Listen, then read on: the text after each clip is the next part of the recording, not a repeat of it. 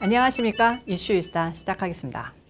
오늘은 눈을 좀 세계로 돌려 상하이에서 일어나고 있는 비극적 봉쇄 소식을 전해드리려고 합니다. 그리고 이 상하이 봉쇄가 어떻게 이곳 미국의 우리들에게 영향을 미칠지 그 끔찍한 나비 효과도 한번 예상해 보도록 하겠습니다. 이제 세계는 띠띠비 이룩한 오늘날의 세계는 한 곳에서 일이 터지면 몇 달 후 아니 몇 주 뒤면 지구 반대편의 나라까지 뒤집어 놓는 상황이 돼버렸는데요. 그놈의 세계화가 세계를 다 망쳐버린 듯 합니다. 우선 상하이의 비극, 그러니까 세상 사람 다 걸리고 미국이나 한국에서는 두 손 들고 봉쇄나 마스크 풀고 하얀 신이나 4차, 5차 계속 맞기 싫으면 걸리든지 말든지 우리는 아무런 상관 안 해 해버린 코땡땡 오미자 변이로 인한 제3차 변이 사태를 중국 정부가 그들의 무결성 원칙 제로 코땡땡 정책을 세우겠다고 인구 2630만 명의 초대형 도시를 봉쇄하면서 벌어진 현실이 바로 상하이의 비극입니다. 많은 분들이 알고 계시긴 하겠지만 상하이 봉쇄의 발단과 과정부터 정리해서 말씀드려 보겠습니다.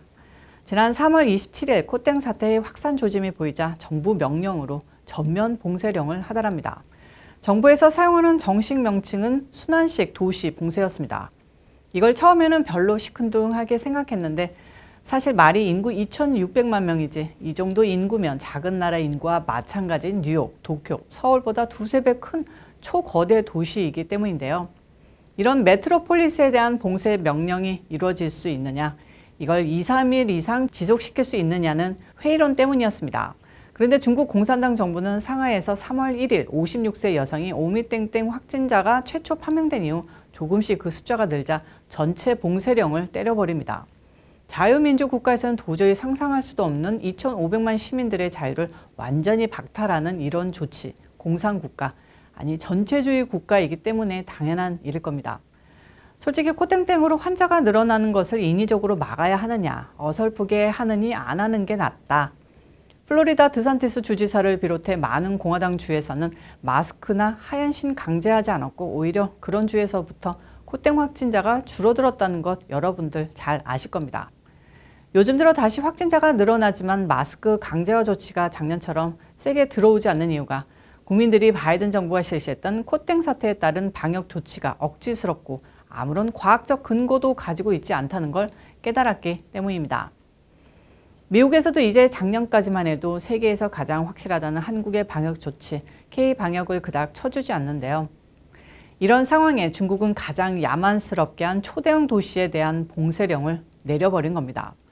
중국이 상하이에 대한 전면 봉쇄를 실시한 게 일일 확진자 수가 수천 명대로 확인됐을 때인데 이 정도로 도시 봉쇄하면 서울은 당연히 봉쇄돼야 했겠죠. 봉쇄 조치가 실시되면서 모든 상하이시 시민들은 주택에 격리되어 집 밖으로 나올 수 없게 됐고 구급차 및 도시가스 전기 등의 기본 생활을 위한 운행만 허용됐습니다.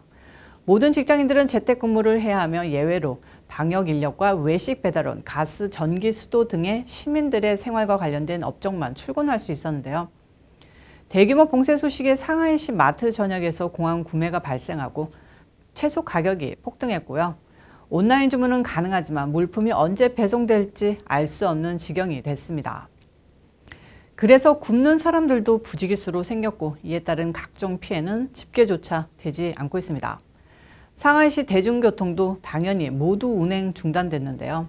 정부 차원에서 식량 배급이 이루어지고 있지만 부실하고 상점을 이용하기 어려워 식량과 필수품이 부족해 난리가 났고 상하이 시민들은 몰래 물물 교환을 하면서 근근히 삶을 이어가고 있다는 얘기입니다. 시민들이 너무 안타깝고 안쓰러운데요. 중국 공산당 당국은 원래 매우 고압적이기로 유명하지만 이번 상하이 봉쇄에선 유독 시민들의 눈치를 보는 모습을 보여주고 있다는데요. 웬만하면 베이징의 정치적 우위를 인정하고 자신들의 위치에 만족하는 상하이 시민들이 체제에 불만을 품고 들고 일어설 정도인데도 손을 전혀 못 쓰고 있다고 합니다. 또한 공산당이 인터넷에 올라오는 글을 빠른 속도로 삭제하고 있지만 시민들이 올리는 불평, 불만 글이 그 속도를 초월할 지경이고요. 게다가 위에서 설명하였듯 경찰이 현장에서 강력하게 반발을 누르는 중임에도 통제가 제대로 되지 않고 있습니다. 여러분들도 각종 동영상 통해서 상하이시에서 경찰들과 시민들이 충돌하는 모습 보셨을 텐데 그 강도가 실제로는 50배 정도 세다고 보면 될 것 같습니다. 자, 그럼 중국은 도대체 그런 거대 도시를 어떻게 봉쇄하고 있는 걸까요? 상하이는 중국에서도 인구 규모와 경제 규모가 가장 큽니다. 그런데요, 그냥 공산당은 다른 도시를 총 봉쇄할 때처럼 무작정 무식하게 막고 있는 겁니다. 아무리 체제에 순종적인 중국인들이라도 대도시들을 이런 식으로 마구잡이로 시민들이 굶어 죽을 때까지 봉쇄하는데 불만이 안 터지는 게 이상하죠. 폭동이 언제 터져도 터질 거라는 소문이 돕니다. 부분적 폭동이 있어도 노출이 되지 않도록 막고 있는지도 모르겠고요. 그리고 상하이는 거대 무역항에다가 외국 기업도 상당히 많이 입주해 있어서 국제 교류가 활발한 도시이며 이 때문에 외국인들의 눈도 그만큼 많습니다. 당장 홍콩 민주화 운동에 대한 대응으로 인해 홍콩의 위상이 예전과 같지 않는 상황에서 상하이까지 잘못 대응했다가는 상하이 주재 외국 기업들 역시 이탈을 고려할 수 있어서 섣부른 대응이 어렵고 공산당 당국이 쩔쩔 매고 있다고 합니다. 일부 상하이 시민들은 배고픔을 이기지 못하고 소요를 일으키거나 상점을 약탈하는 등의 모습도 보이고 있습니다.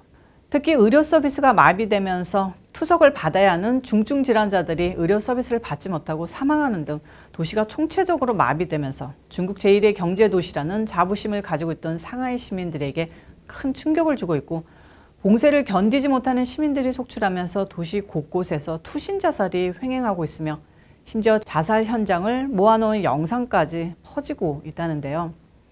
기저질환이 있거나 응급 상황에 처한 환자들이 치료를 놓쳐 사망하는 사례가 급증하여 콧땡으로 사망한 사람보다 봉쇄로 사망한 사람이 더 많다는 주장까지 나오고 있는 상황입니다. 한마디로 최악의 민심 위반 현상인데 중국 정부는 20일 신규 확진자가 2만 명 이어지고 있음에도 일단 최고 수위의 봉쇄령은 중단한다고 합니다. 이런 상황 한마디로 세계적 뉴스인데 딴 때라면 중국의 이런 전근대적인 야만적 봉쇄령에 적극적으로 개입하고 인권과 인류에 입각해 중국 정부를 비판해야 하는 미국의 목소리는 별로 들리지 않고 있습니다. 미사일 때문에 대여섯 명 죽었다는 우크라이나발 소식은 대서특필되는데 2,500만 명 초대형 도시가 봉쇄돼 하루에만 자살자가 수십 명 생기는 상하이에는 무책임할 정도로 눈만 깜빡거리고 있습니다. 비판을 안 하는 건지 못하는 건지 잘 모르겠습니다. 아니 상하이 봉쇄가 그냥 봉쇄로 끝나는 게 아니라 가뜩이나 꼬인 미국 경제 상황을 더욱 어렵게 만들 것 알면서도 저럽니다. 그럼 상하이 봉쇄라는 나비 효과가 미국 경제를 어떻게 파탄낼까요? 일단 중국 경제는 주요 도시 봉쇄의 충격으로 2분기 그 피해가 본격화할 것 같습니다. 도시 봉쇄가 산업 생산과 소비 등 경제 전반에 무차별적인 피해를 야기했습니다. 경제 활동이 사실상 중단된 건데 당연한 얘기겠죠.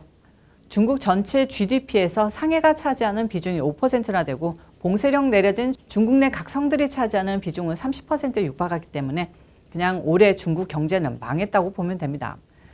상해가 봉쇄되면서 원료 및 부품 등의 미국 수출이 사실상 올스톱 됐습니다. 이러면 지난 땡스기빙 즈음에 터졌던 글로벌 공급망 중단 사태가 재탕되는 건데요. 인플레이션이 더욱 심화된다는 뜻입니다. 사실상 수요 공급 법칙이 무너지며 급격한 인플레가 1년 이상 장기화될 것이라는 소리인데 이렇게 되면 인플레 막겠다고 올려대는 금리 정책이 오히려 역효과를 일으켜 미국에서 스태그플레이션, 최악의 경기 침체라는 쓰나미로 몰려올 수 있다는 소리입니다. 아주 더럽게 걸린 건데요. 이건 정말 바이든이 정말 작년부터 뻘짓을 이어가다가 제대로 미국 망해 먹도록 하는 것과 다를 게 없습니다. 지금 다 정신이 우크라이나로 쏠려 있는데요. 저라도 지금 미국 대통령이라면 차라리 치매에 걸려서 허공에 악수하고 있는 게 행복할지도 모르겠습니다. 정말 상해가 문제가 아니라 미국에서도 폭동 날 상황인데 머리 나쁜 민주당 지지자들과 생명 소중한 분들 그냥 소셜미디어로 웃긴 영상 보면서 대마추나 뻐끔뻐끔 피우면 만사 오케이라는 생각이 고쳐지지 않는 한 선량하고 깨어있는 우리 같은 사람들만 괴로워지고 있는 것 아닌가 싶습니다. 미국에서 애국자 되기 참 고단한 시절입니다. 이럴 때일수록 여러분 저 모두 힘내셔야겠습니다. 그리고 이런 와중에 애플사는 아이폰의 새 이모티콘을 업데이트 한다고 해서 뭔가 하고 봤더니 참 기가 막힙니다. 남자 임산부, 왕관을 쓴 성중립적인 아이콘들을 추가해놨습니다. 팍스뉴스 진행자 그렉 겉벨트는 이 이모지에 대해 비꼬며 이야기했고 일부 이용자들도 반발하고 있는데요. 진짜 세상이 어떤 꼬라지로 돌아가려고 하는지 비오는 월요일 날씨처럼 꿀꿀해집니다. 그렇지만 인사라도 제가 힘차게 하겠습니다. 여러분들 오늘 이슈 이슈다는 여기까지고요. 오늘도 변함없이 좋아요, 구독, 알림 설정까지 꾹꾹꾹 눌러주시고요. 저는 또 다음 영상에서 찾아오도록 하겠습니다. 빠이.